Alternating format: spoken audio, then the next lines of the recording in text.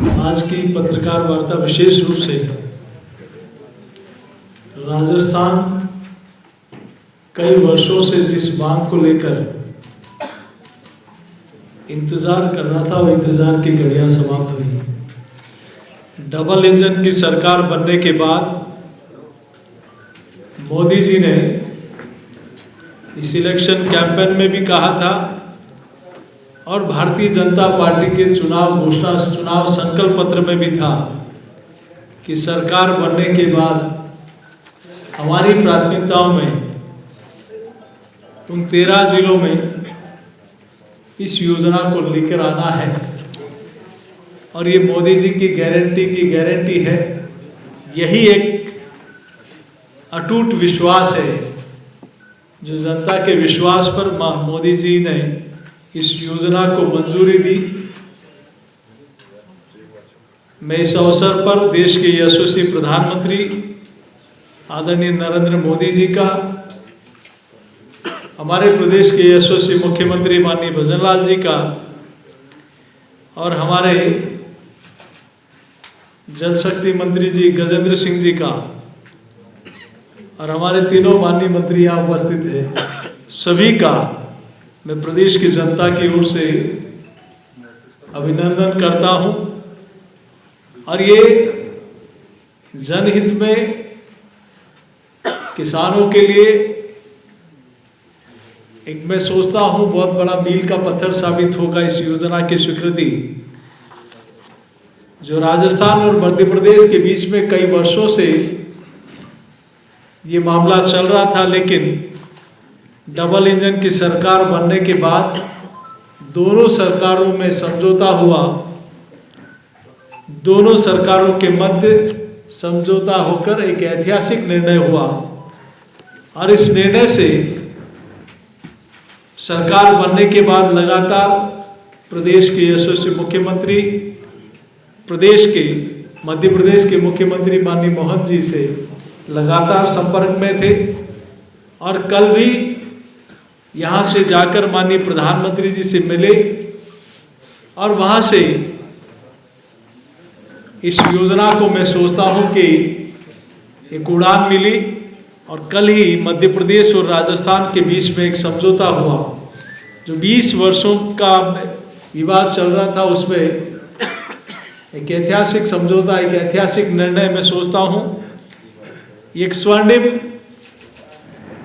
एक अध्याय बनेगा और ये सर्वांगीण विकास का एक बड़ा योजना साबित होगी। मैं सोचता हूँ राजस्थान और मध्य प्रदेश के इन 13 जिलों में, राजस्थान के 13 जिले और मध्य प्रदेश के 13 जिले, इन सभी जिलों को इसका लाभ मिलेगा। और लगभग 83 विधानसभा और राजस्थान की आबादी का लगभग 40% हिस्से को इस योजना का लाभ मिलने वाला है। पूर्व में कांग्रेस की सरकार ने चुनाव के समय और हमेशा से आप लोगों ने देखा है कि जो वादे दिए उनको चुनावी वक्त में याद आए और सिर्फ आनन फानन में बिना किसी योजना के उनको डिक्लेयर करने की परिपाटी रही है। लेकिन भारतीय जनता पार्टी ने अपने संकल्प पत्र में स्पष्ट कहा कि डबल इंजन की सरकार बनते ही हमारी प्राथमिकताओं में ERCP योजना होगी। पूर्व में कांग्रेस की सरकार ने सिर्फ 3 जिलों की 525 MCM पानी उस योजना के माध्यम से योजना बनाई थी। लेकिन इस योजना से झालावाड़, बारा, कोटा, बूंदी, सवाई माधोपुर, करौली, धौलपुर, भरतपुर, दौसा, अलवर, जयपुर, अजमेर और टोंक जिला, इन सारे जिलों में इनकी 83 विधानसभा में इस योजना का लाभ मिलेगा। इसीलिए लोगों को मोदी जी की गारंटी पर सबको विश्वास है। जो कहा ड्यूरिंग इलेक्शन जो कहा वो करके दिखाया।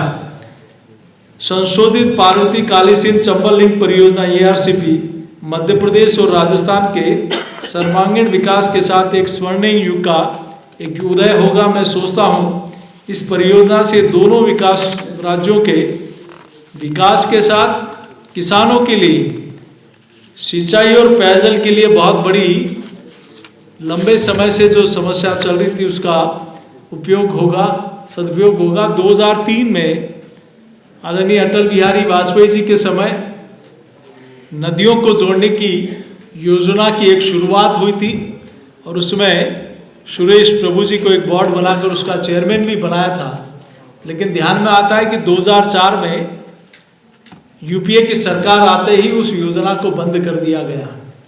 लेकिन फिर से आज इस योजना के माध्यम से बहुत बड़ा लाभ इस क्षेत्र को, नदियों के पानी को सिंचाई के लिए और पेयजल के लिए उपयोग में आए, इसके लिए इसकी सुनिश्चितता तय की गई।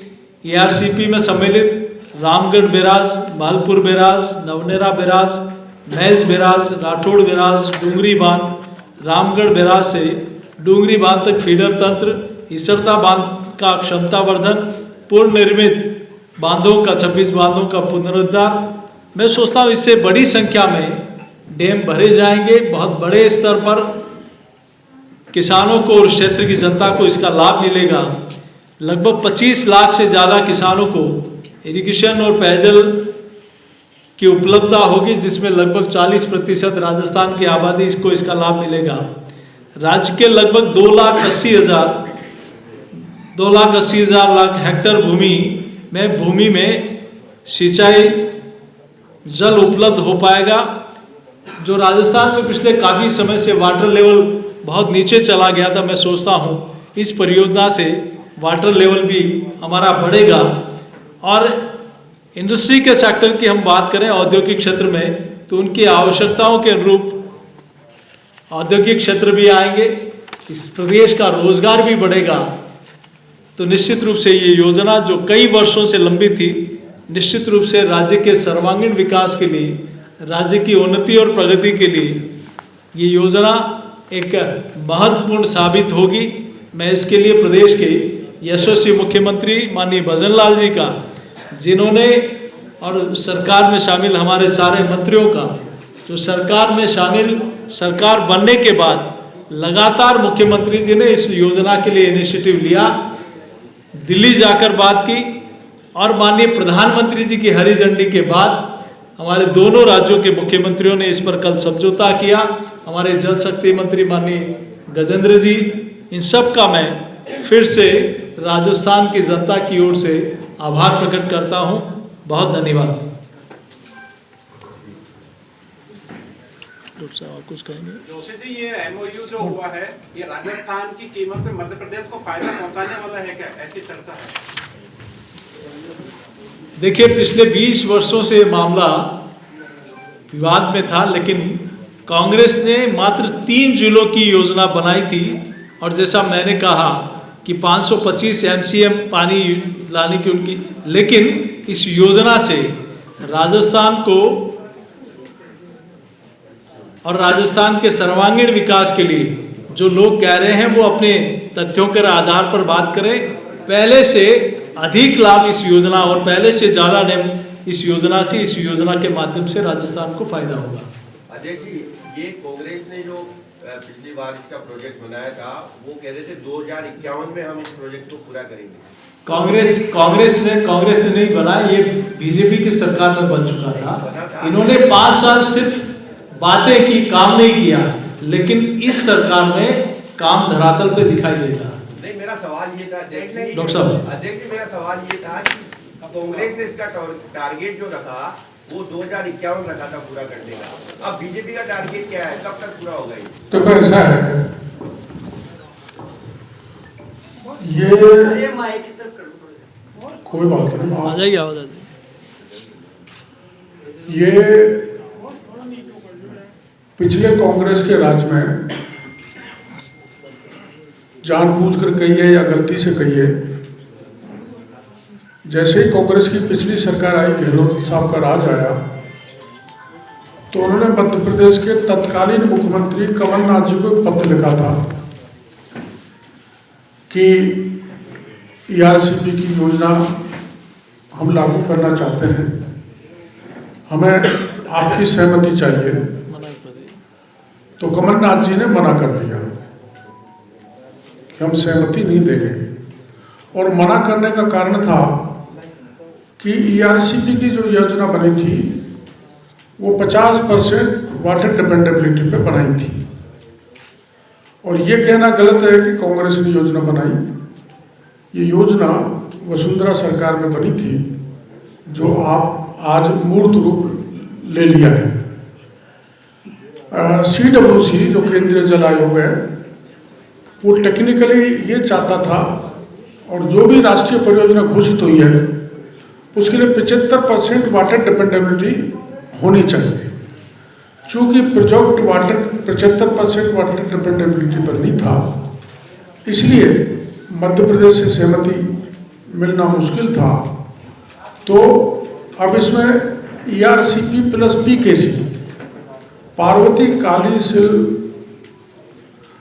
जो नदी है PKC, उसको लिंक किया है। अटल जी के टाइम पे चिन्हित हुई थी, तो ERCP के साथ उस लिंक को जो अटल जी के समय सुरेश प्रभु की कमेटी ने चिन्हित की थी, उसको जोड़ दिया गया है। तो पानी मध्य प्रदेश को भी मिलेगा और हमको भी मिलेगा। हमको जितना पानी ERCP में मिलना था उसमें 1 MCM भी कम नहीं हो रहा। 3510 MCM था, तो पूरा पानी हमको मिलेगा और 2,10,000 हेक्टेयर भूमि हमारी सिंचित होगी। 80,000 हेक्टेयर तो वो जो पहले से सिंचित हो रही है उसके स्टेबलाइजेशन, और 2,00,000 हेक्टेयर नई भूमि इससे सिंचित होगी।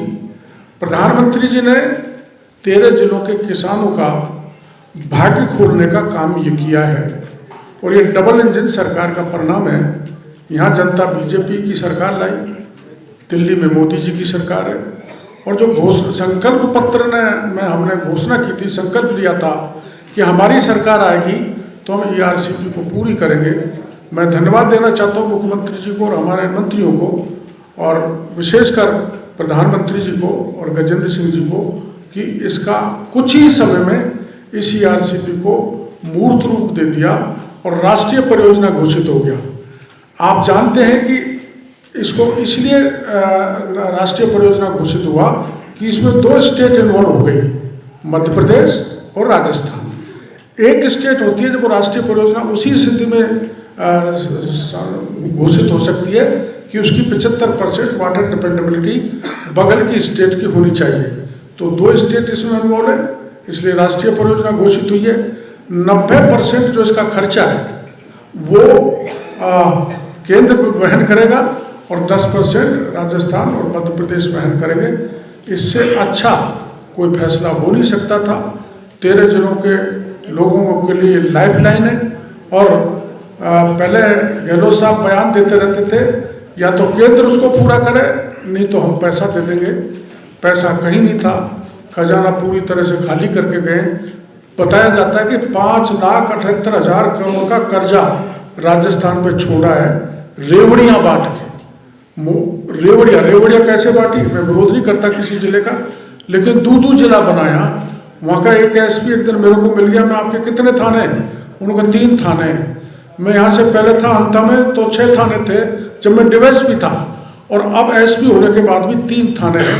इस प्रकार से रेवड़ी बांट के राजस्थान की जनता को गुमराह करके गहलोत सरकार वोट लेना चाहती थी, लेकिन राजस्थान की जनता उनकी चाल को समझ गई और ERCP का सपना पूरा हो गया।